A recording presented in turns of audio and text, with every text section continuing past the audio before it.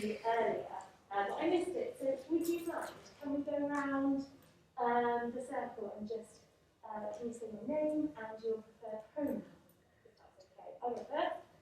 Abby, she, her. Karen, he, I don't really know. He, him. He, him. Andre, he, him. Noah, he, him. Izzy, she, her. Maya, she, her. Grace, she, her, she, they. Zaylee, she, her. Jay, he, him. Charlotte, she, her. I'm going to try so hard to remember, but apologies if I don't. Thank you so much. Can you start with telling me, I love all of these. I might just pick you, or you can put your hand up, or but would you mind starting by telling me about Berzerk as a company and how you got involved? All of us. So, do you want me to start? Why not? Excellent. So, I first got involved with Berzerk, I think it was one of the Easter shows that they did, because I knew that I wanted to try and do drama outside of school, and it just happened to be Berzerk. I chose it, I did in Easter school, really enjoyed it, just started doing lessons and just got more involved over time, just went to Lander, and then the Christmas musicals we did, and then started doing connecting. Amazing. So, anyone else? I go for it. Look up was actually the first encounter with Berzerk, but I hope there's more in the future. What is it about Berzerk you like? It's just like quite cool, it's really relaxed, you're never afraid to like speak up and say something, an idea or anything like that. Yeah. The reason I did this job is because I am a lucky youth theatre sage soul. I went to a really crappy theatre school in Dudley, which is where I'm from in the West Midlands. We did do any drama, and it was the opposite of what you just described. Like, it was not okay to have ideas to put your hand up. And then I found this youth theatre in Wolverhampton, and it was like, oh, it's okay to like say stuff, and sometimes it's okay to be a bit weird. Which is why I love that place so much, because it's like, it's about a youth theatre coming together and making a play about people who are coming together and finding a safe space, which is so important, right? And especially at the moment where theatre schools provision are just being cut more and more from. Anyone else talk to me about their first intro into Berzerk? Hello. Hi, so I was a dancer first. I've been dancing since I was like about 3, and I always like wanted to be on the stage more and do more like acting and singing. And then when I was about 11, my dance teacher recommended Berzerk, and so I tried out for the Christmas show, which was Peter Pan, and then I just kind of been going to their classes ever since. Very cool. So then, when did you first read the cut? I think I think the auditions were like early January, because it was quite a short rehearsal process. But I think everyone auditioning got a copy of the script kind of over the Christmas holidays. Yeah, so December 2019. Yeah. Oh yeah, sorry. What's the full company? How many people? How many people in, just like staff-wise? No, like, so if you say you're auditioning, then presumably there's other people. There was 10 people in our class with that. Oh, okay. Yeah. But then are you auditioning, you mean you're auditioning for parts, or you're auditioning from a great company? So I don't get any, like, you know, neither of us did classes with Berzerk. I don't do classes with Berzerk. It was like an open audition thing. Oh, cool. What were your first thoughts when you read the play? Can you remember? Take yourself back to that first read. Hello. When I first read it, I read it alongside the other, I can't remember which one of the Berzerk shows, but I was very surprised in terms of the way it was written, particularly in terms of having 10 people on stage all at the same time, and the breadth of characters, and also like the way, like particularly with like the dance like halfway through, and the sort of themes that are raised. And I think it was, for me, I found it quite difficult to read because of the things that were being raised and the keeping track of who the characters were and how they were developing. Yeah. Was there anything else that stood out about the play to people? understand what the red door was or any of it. I was so confused. But I feel like I fell in love with the sort of the varied like themes and everything and how it could be explored because we could do it in so many different ways. But I really liked the way that we did explore it. Yeah. Yeah, it felt like I don't know, like I didn't really understand it at first, but I feel like at the end when we were performing, everybody knew what we were doing and everyone knew the whole background. So when you do it to the audience, you've got to remember that they actually have no clue what we're talking about. Yeah. So we just needed to perform that. Yeah, that's what's so hard, isn't it? Because you get so vested in it. Yeah. And you know you have to remember they've never seen it before. What is the red door? It's like the moment. It's like a figurative. It's the moment you chose to, not even to find these people, but to change how you were living your life. It's like a figurative thing, I think. Yeah. I think it'd be like a tipping point would be like the best way to put it. Yeah. So it's that moment where you decided to change from society you're living in and try and make a change. Great. Anyone else? Anyone else have any notes? Come join us. Anyone else have any comments straight to them when you first read it? Hello? Like, I had to read it a couple of times because like I was so lost to start with. Yeah, I found it like a lot of themes and like topics which some people find quite difficult to talk about. So that leads me really nice to the next question, which is what is it about? So from that point of first reading the play, when you first read it, I have to read this one time still. There's no shame in that. What is it about? What do you think it's about? I'm going to keep you that. Helen. It was just, I would say it's about like teenagers escaping the world that we live in today, like the pressures of parents, of work, of school, of what people want us to be, and instead like completely going a different direction from that. So developing an independence as a group. No. Anyone else? Okay. Quite similar to that, I guess. It's about challenging the ideals like society like has put in us and asking us to question as young people whether that is the society that we want to live in and trying to stir up, I guess, activism in young people and engagement in young people in issues that are going to be very important to us in the future. Great. Great answer. Go on. It's also, I think it's also partly about the teenager to go and sort of explore the world themselves to find out what's actually going on, because they do it whilst they're getting rid of phones or social media, so they're doing it themselves rather than letting other people tell them what the truth is. Yeah. Yeah. Anyone else? Yeah. I wasn't actually in the play, so I don't know what it is. It's all very confusing. There's something almost psychedelic about it. Yeah, definitely. Was that the first time you've seen it? The second I saw it when it was live as well. And what do you think it's about?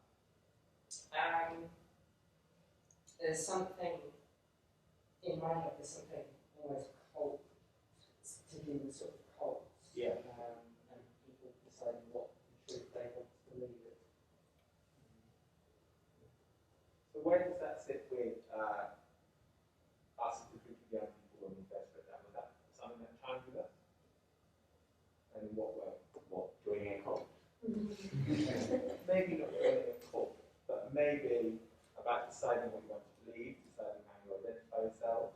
Were there elements of that kind of rang true to you? So like wanting to live against society rather than conforming. Yeah, definitely, I'd say so. And I feel like that helped us like shape our characters even more.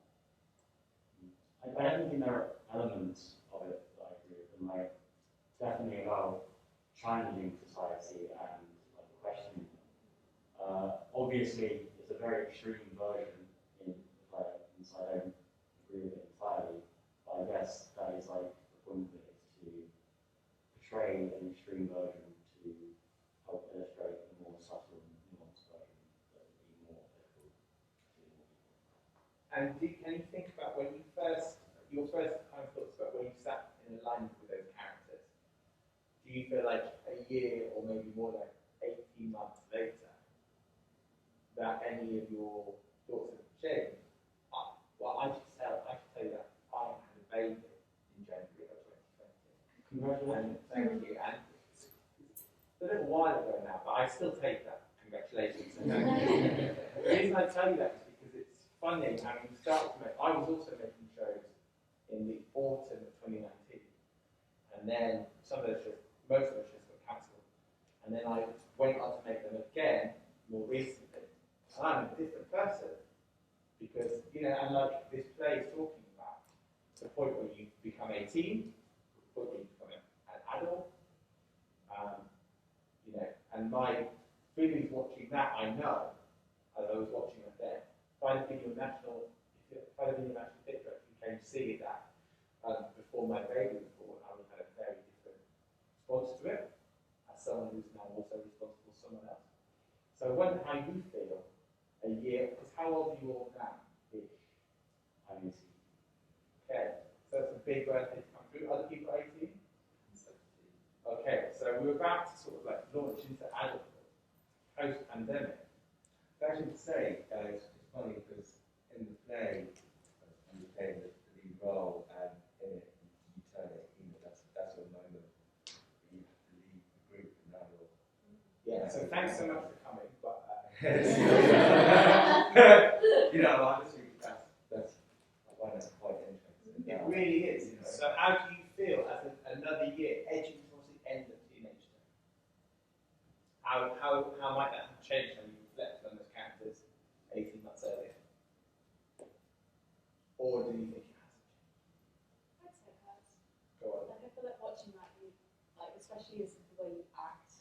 I think you see how you said like a line or something, and you think, oh God, why did I do it in that tone? And you think I would never do that now. And it's funny how after a year and a half or a year, how different like our acting styles have become. Yeah. Maybe that's because of like the absence of acting, or just more self-critical.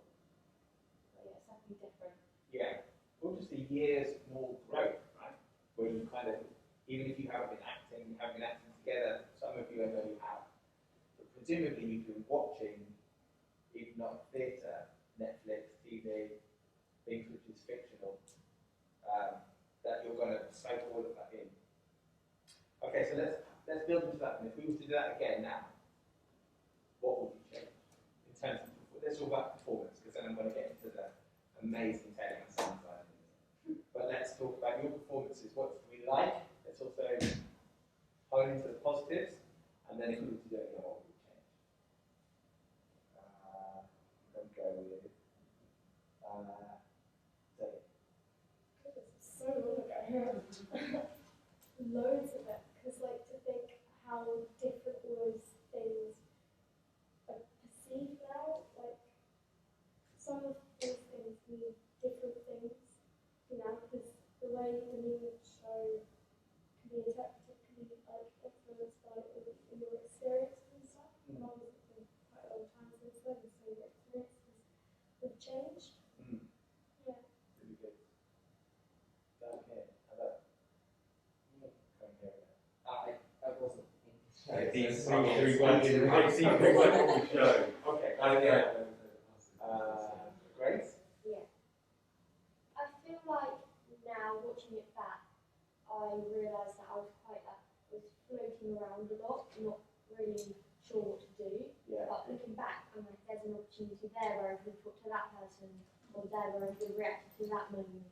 And I feel like if we did it again, I feel like it's hard to put it into words, but there would be a lot more going on because we'd understand it more. Yeah. So we'd realise that, okay, yeah, that moment was funny, but no one laughed, or like because we were all on stage at once, the audience was guaranteed to be looking at least one of us. Yeah. But if there was a moment, the attention needed to be over there, so the audience didn't miss it. Yeah. So I feel like instead of like floating around and maybe distracting the audience, we could have all been like as a chorus helping the focus go from one moment to another. Yeah. I mean, you've got such a director's eye to them. The kind of things you're saying about like how you focus on art is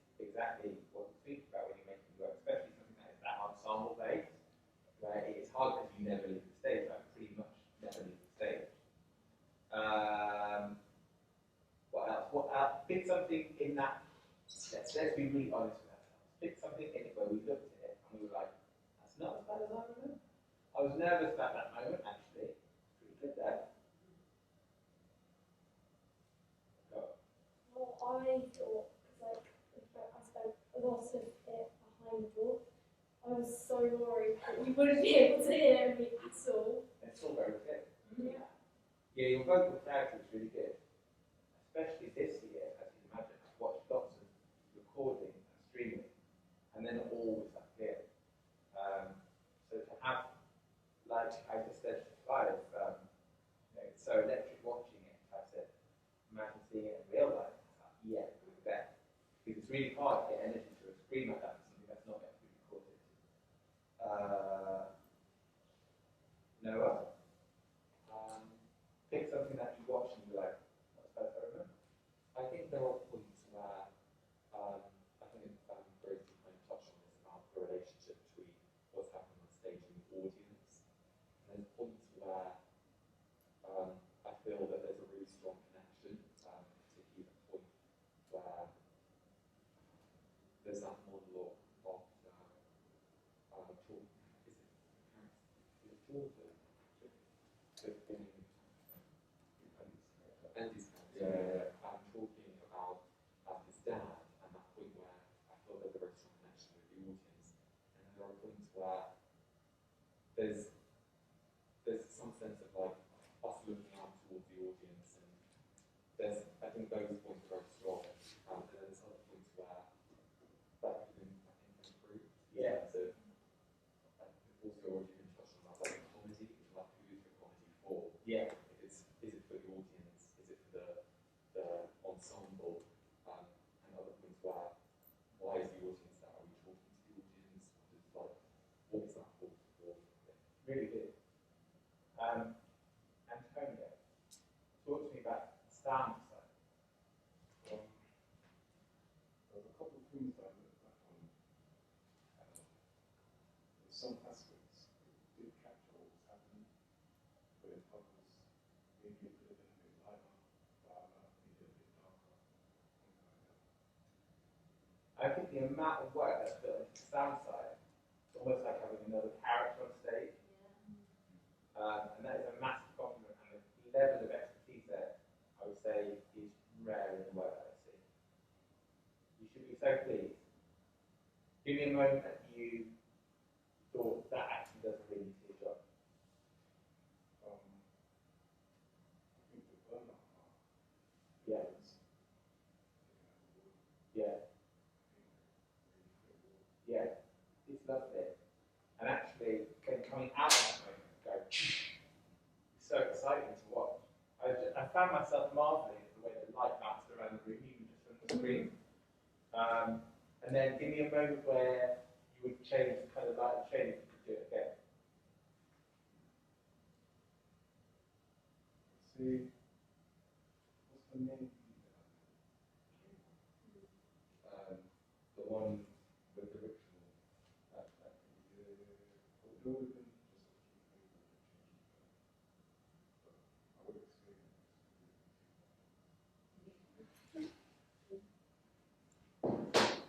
So we can have like bit lighter, bit harsher, bit lighter. Yeah. Who was in charge of the video design? Yes, JW Joe, but he's not here. Can you talk to me about the creation of the video design, even though maybe it's not you that did it? As in, like, at the end, we did, like, the social media bit. Well, especially that. But the whole thing is obviously really, and the music built into that. So, the first time we cut to those shaky images of the pub and the abandoned buildings and spaces like that, and the soundscape really hits there, just makes it a really efficient moment. Go on. Yeah, so the whole idea was we was aimed for that cinematic feel, as well as capturing a sound that is really reflective of like culture, like young culture from, I don't say from the end, but from that kind of captures that popular culture along with the grime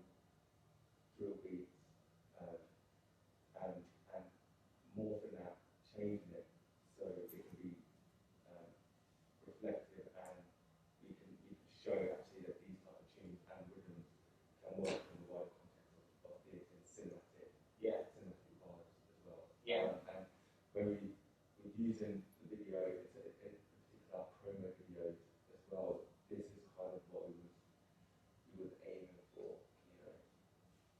highlighting that kind of gritty, maybe disjointed type of thought process. That's kind of reflective of a society where their thoughts and feelings and processes are kind of being all over the place. So we want to use kind of the videos and the music to represent. And it's also mirrored in the performances. So the moments where you start at the beginning of the torches, or the moments where you burst in and out, or that final moment which we're about to talk about with the social media, the control of you as an ensemble is so precise, and it bursts with such energy, which is then mirrored in the music and the lighting design. That I would say, just to be really clear about what I'm talking about, is what takes it up as a performance. Is that we have incredibly precise movement and vocal work that conceptually then works really nicely with video and sound and lighting and music design, which makes it feel like this has been a piece that's really been created. So then that social media moment is just really beautifully done. So how was that created? How was that rehearsed? Go on. So I think we had, I think it was the Friday of half time, we had basically a really intense week of rehearsals. And on that day, that was when we did the promo videos and stuff. And so we used someone's phone and we just recorded that video, but we rehearsed it a few times. Because when we recorded it then, we knew that we had to sort of mime it exactly every time we then performed. Yeah. So we recorded it and then it was edited into the sort of phones on the screen. Yeah. And then what we really had to do, I think it was sent to us like on a group chat, was we had to make sure that we knew exactly what we were going to be like mouthing when we were supposed to be speaking. Yeah. And all the actions that we did so that it looked like we were actually recording it on the day. Which it really does. Yeah. Like it fools me. Did it fool you in In real life? real life, yeah, definitely. I actually didn't know it was pre-recorded. I thought it was, I didn't know how, but... So happy with that. Yeah, you know what, even though I'm doing it pre-recorded, I'm still listening like, it feels live. It feels, Yeah. A lot of people, people after the shows, I feel like, oh my god, I thought that was like you were doing that Yeah. in real life. Yeah. And it took a while to get that perfect. Yeah. Must have. I don't doubt it. The only thing that made me doubt that it was live, quality of the video feed, and the fact that the phone was not connected to anything. And I don't think I would have known that a year ago. But I spent 12 months making like 4 digital shows, and all my video designers shouted at me whenever I tried to do anything wirelessly. So like in my last show, there was this huge live sequence, and behind the scenes it's like this huge cable trailing from a camera, trying to get a moment that looks that good. So I was thinking, how the hell, must be some cracking Wi-Fi now. Because it's fooled me, because it's so slick. All the lights and music and stuff was really good because I didn't see it all put together until just then, and it really transforms it. Yeah, it really does. Wow, so was that the first time that you've seen it? That was the first time I've seen it. Wow. Like, especially like the backdrops, like the helicopters and stuff. Yeah. I think we'd seen the stars, but we'd not seen like everything that happened. Pretty sure it's I don't know, prevalent. No. I think we should do it. Why is it important that that moment jumps into that big video screen? Like what do we gain as an audience from that moment? You can answer.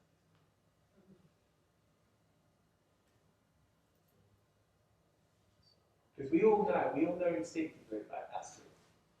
But like, let's be better drama students, let's be better theatre makers. Like, let's go in. Why is that so good? Because it makes it more involved. Because if we're like, oh look, a helicopter, like okay, they're looking at a helicopter. Yeah. But then if you can see, for example, when the helicopter crashes, you're like, oh, that's actually what about. Yeah. It's that kind of thing. It's the audience almost experiencing the same thing as the characters, rather than just hearing about what's happening to the characters. Yes. It's what Kieran said about what is the use of the audience, right? You have to go. Yes. Yes. It's so nice to meet you.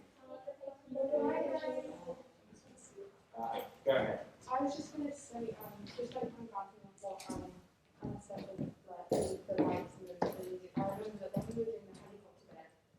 right actually on the audience. Yeah. Which I think really got in the role always felt like we were looking at them, Yeah. because they're right, Yeah. shining on them. And they're being drawn into the searchlights in the Yeah. same way. Yeah, really good. And so there's multiple reasons it's so successful. So it places at a different viewpoint from the audience, which they haven't necessarily seen before, which brings them in. There's a sense that we've talked about in terms of the rehearsal etiquette, which is it's just seamless, which is enjoyable. It's like watching a really good clowning routine, where you're like, look at that. It's a beautiful thing to watch just because it's clearly been rehearsed and very precise. There's pleasure taken in that. And then there's another element, which is it tells the story in a much wider sense that you can't do just in the space, which is that this is a message which goes. So the video design is so beautiful because it captures all of the kind of zeitgeist and things that happen. It's on Snapchat, it's on YouTube, it's on BBC News, it's on Instagram, and I get the story that is being told so clearly and seamlessly. And then lastly, it shows a real close-up on you that would not be achievable, even in a relatively small kind of audience venue. If I was at the back, especially because I was watching on here, it was so nice to see the makeup and the movement of the faces in a way that I couldn't see before. So it just gives us something totally new. Abby, how are we doing for time?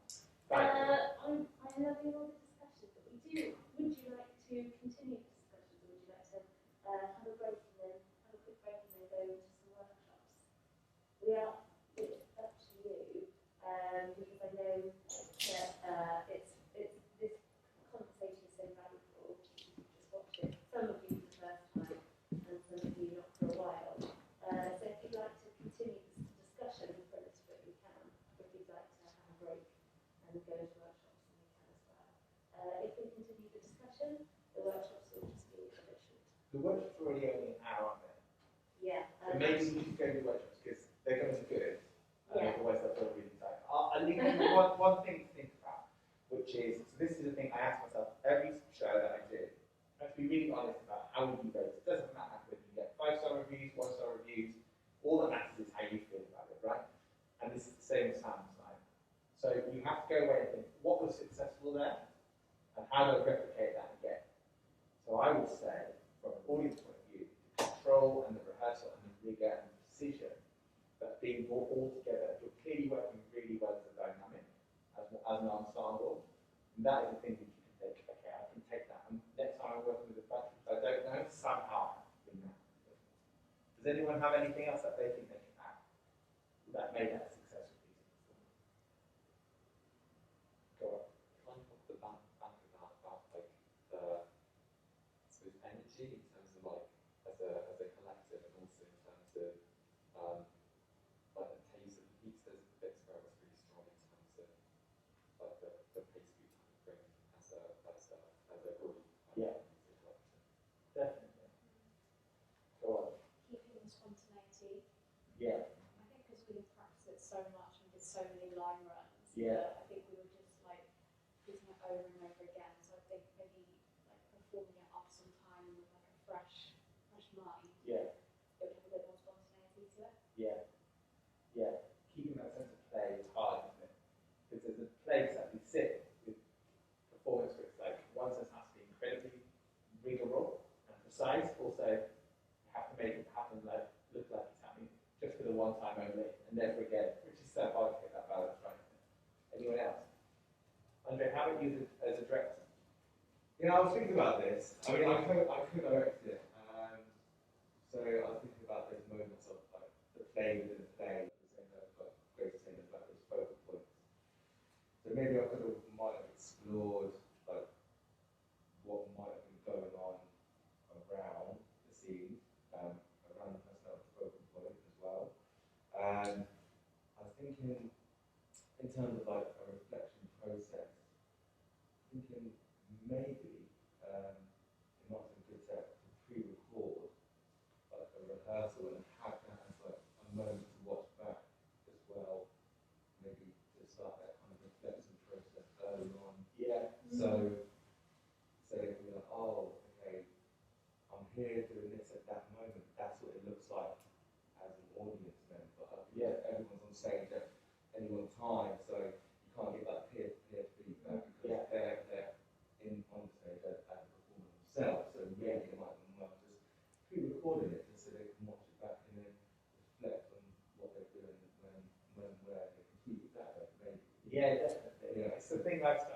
my own work, just record basically everything. And on an iPhone, you know, it's like you can delete it at the end of the day, you don't want it, and there's no money or time left. And then it's but sometimes it's like, actually this is really good to show this company that moment that's working. And then also, depending on your actors, sometimes they don't want to watch it and you just keep it to yourself. But like, yeah, I think the more that you can do that, because actually you will feel hopefully like you gain quite a lot from watching a performance. Should we give ourselves a big round of applause? Yeah.